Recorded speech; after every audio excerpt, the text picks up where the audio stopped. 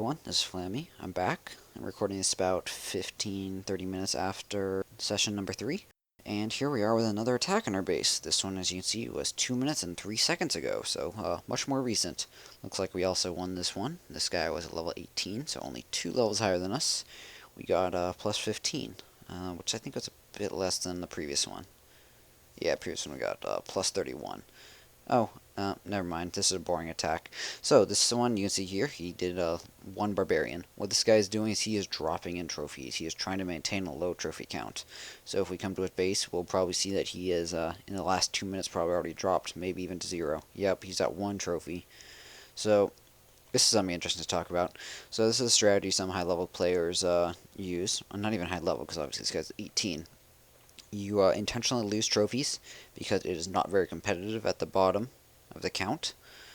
Then you can just stay there and just farm up and save up for big upgrades. So let's see how much gold he has. He's got 48,000 in this one and 25,000 in that one. So he's got about 75,000 gold total. I'm not sure what he's saving it for. Maybe a town hall upgrade? I don't think it's that expensive. Let me check my own one.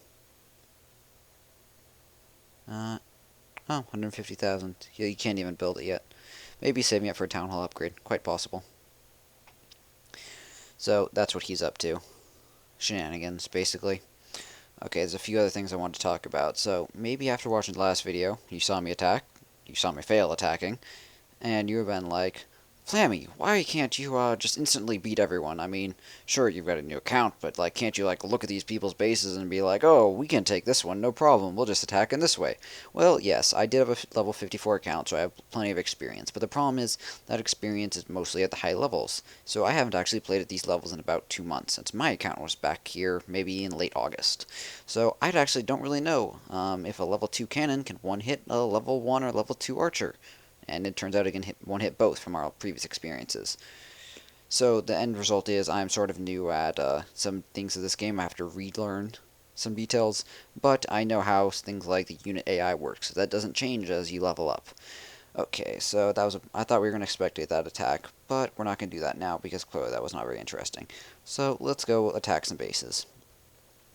I'm going to also, as we're looking at bases, explain what we're aiming to attack first and why I choose these sort of things.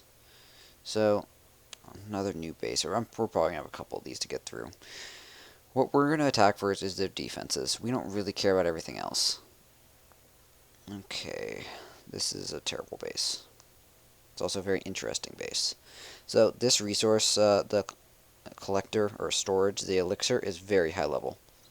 So, I guess we'll attack this just because it's worth a lot of trophies, and 11,000 gold's not that bad. So his problem with this base is his walls are way out here, and that's just bad. And also, we're going to play it at the mortar first. The mortar does lots of damage against it's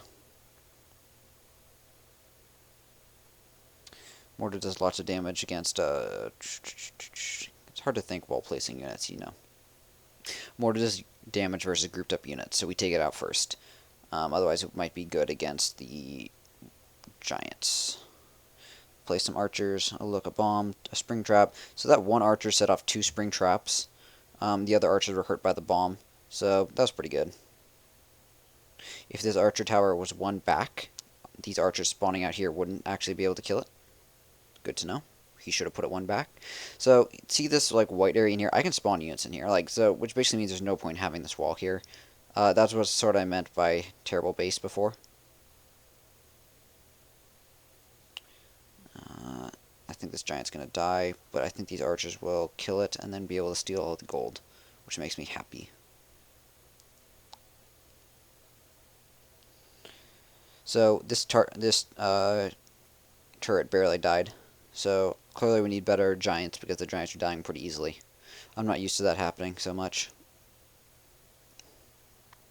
This cannon right here doesn't have range to kill these guys. Generally, as a rule of thumb, this cannon can protect a 3x3 building that is 1 away from it, which you might think of as separated by a wall. You don't have to think of it that way, though. It's useful for base defense tips, showing what your defenses can actually defend.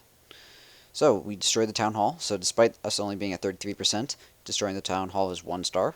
so we'll at least get a win out of this no matter what. I would expect we're not going to be able to kill the cannon, but it sort of depends on how the archers go. We're probably not going to have enough to do high enough DPS, but we're stealing a decent amount of elixir. Not that we really need it, because we're now above 90,000, and yeah, what's there to spend it on?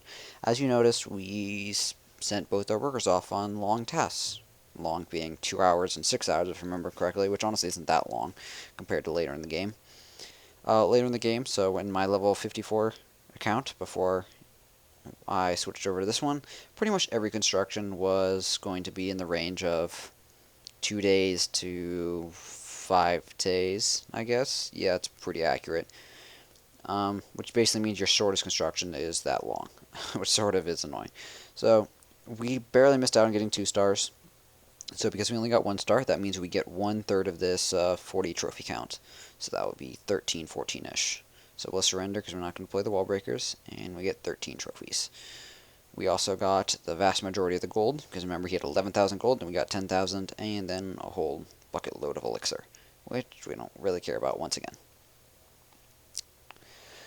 Okay, let's queue up some guys, because guys are good. So we didn't spend our wall breakers last time, so we don't actually have to rebuild them, which is nice. It means it goes a lot faster. Let's say like 15 in here, how about? So it's lagging. You can see me clicking a lot more than it adds, probably, on the replay.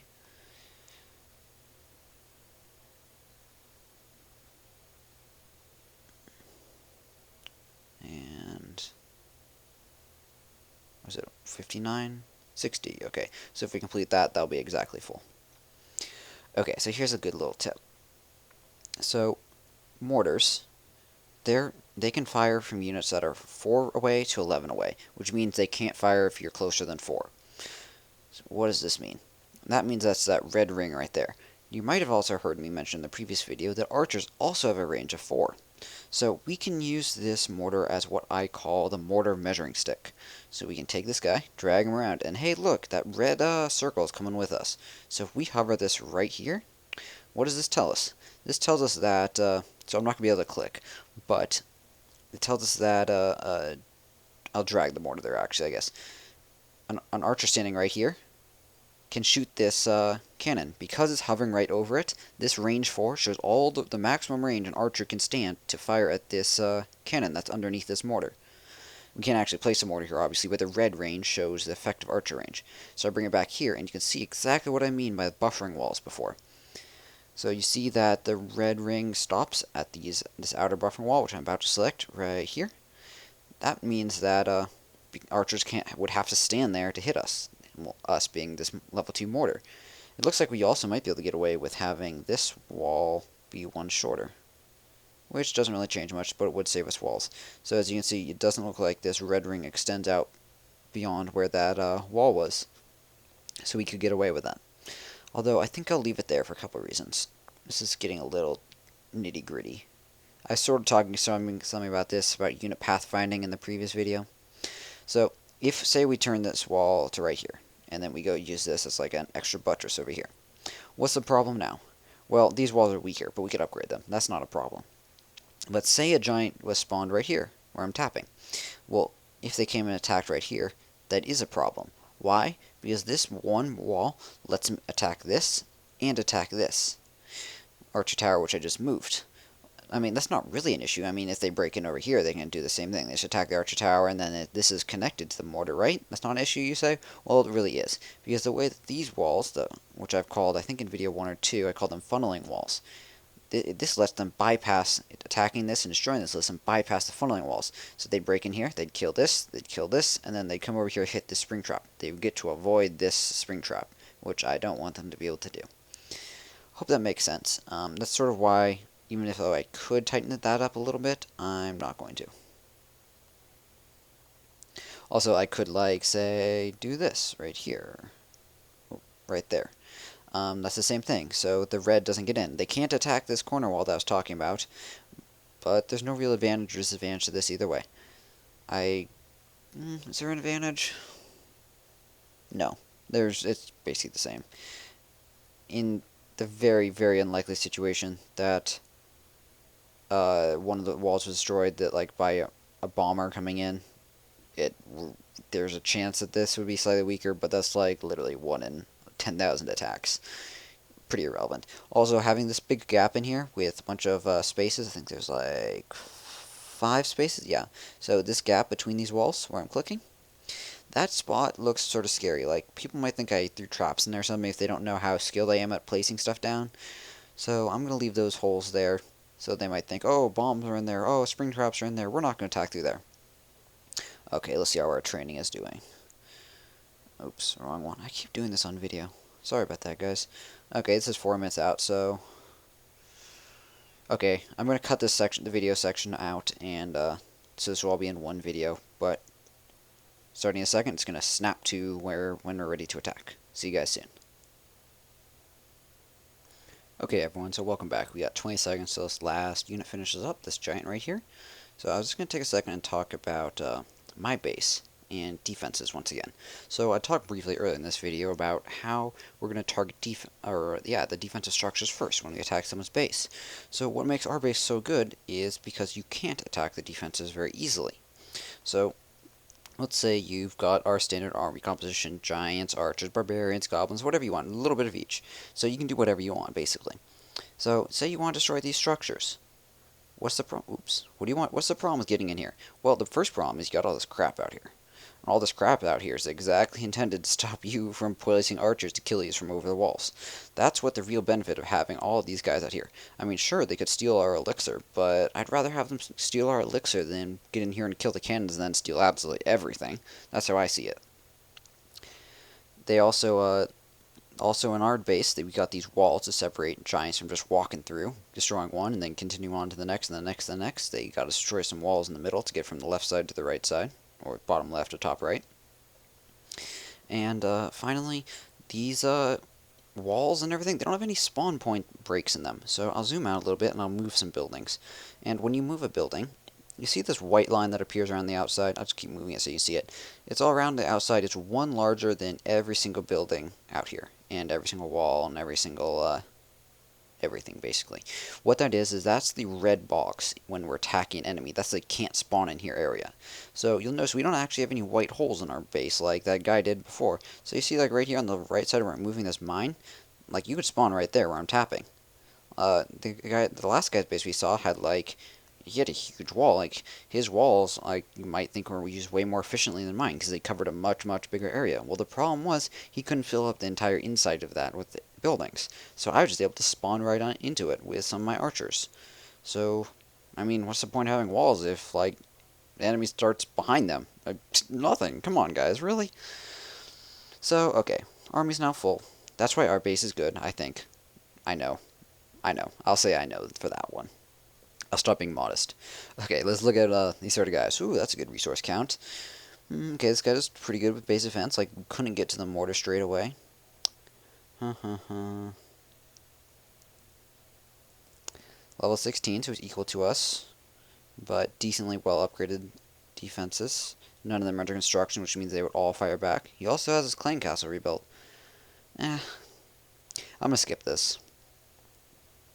One other thing I want to talk about is I mentioned earlier in this video how both the workers are occupied. So what does that really mean? That means whatever we manage to steal here, we're going to have to wait for the workers to finish building their current constructions before we can actually spend it. With a few exceptions. We could spend some on decorations, which don't require builders, but if we want to upgrade walls, if we want to upgrade buildings, we want to upgrade turrets, whatever it is, pretty much is all going to need a worker. This guy doesn't have enough resources. So that means it's better to raid before you build with your last worker. This is sort of weird. He's got it all spread out. Sort of typical of a noob. He, like, thinks maybe more spread out is better for some reason. I don't know. You sort of see this, though. Interesting use of walls with the gold storage in there. But, once again, despite how terrible the base is, we're mostly going to be after resources. Okay, here. So this, folks, is what you call most likely a booster. So these people are stay low level to grind, and they try to get gold and get upgrades like I was mentioning before. This is a higher level one doing it. So I meant to mention before, see this gold box right here next to the gold thing where I'm clicking? That's the gold indicator, how full it is. So we are going to attack this base because it's got a crap ton of gold.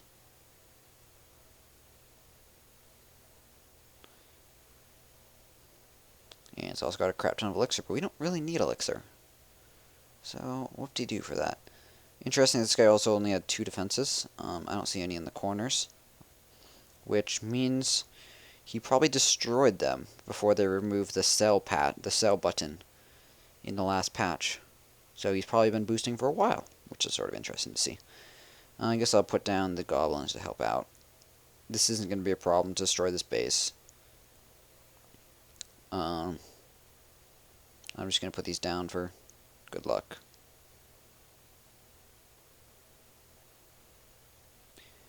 As you can see, despite me putting archers right here, sometimes they attack this town center, the town hall, rather than the closest thing, which is the cannon.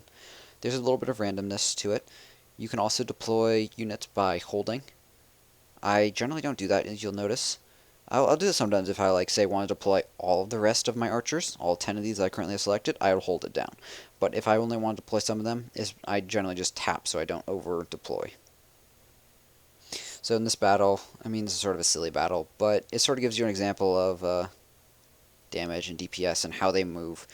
These guys just go from this closest to the next closest to the next closest, and they'll just keep working their way on this way. Meanwhile, these goblins I put down, they'll just keep working their way this way. If, for example, I put a goblin right here, the goblin would ignore all these because they're not resource buildings, and would come over here. Oh, you see that message right there on the top? Opponent shield upgraded for 16 hours. You can rewind the video about 5 seconds if you missed it and want to see it. It's not that important. What that means is we just did 90% damage to their base.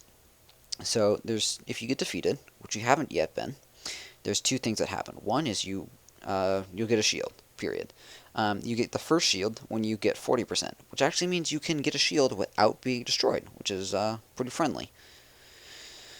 But the other thing that happens is you can get a shield, you can get an even longer shield. That's a 12-hour shield. You get an even longer shield, a 16-hour shield, if they destroy 90% of your base. And if they destroy 90%, they're probably going to destroy 100%. So that's the sort of consolation prize right there for getting your ass kicked up and down in a battle. But that's that. Okay, so a great successful raid, although it didn't really feel that challenging. But always nice to have some gold to throw around. So in 1 hour and 7 minutes, as you can see from this guy, maybe I'll come back and upgrade our walls a bit farther. I probably won't do that on video because it's not going to be that interesting. Just let you know what's going on. I'll probably also start a turret upgrade if I can. Can I? Let me check that. Nope. Yep. So we can't. Once we're upgraded, we've got our max level for this. So we'll probably start gold storage because, as you might have seen, this needs 150,000. Our maximum is currently 101,000, so upgrading this gold storage will bring us up to 250,000 just for this gold storage, plus another 1,000 from the town hall. Sorry, there's a lot of numbers thrown at you. Anyways, I'll probably be starting a gold storage upgrade and upgrading walls off video. Hope you guys enjoyed this session. Hope you learned something as well. If you have any questions or have anything you want me to talk about in a future video, feel free to just leave it in the comment. PM me on Reddit, PM me in clan chat if you happen to be in one of the Reddit clans. I'm in both Alpha and Reddit, so let me know. I'll see you guys around. Bye.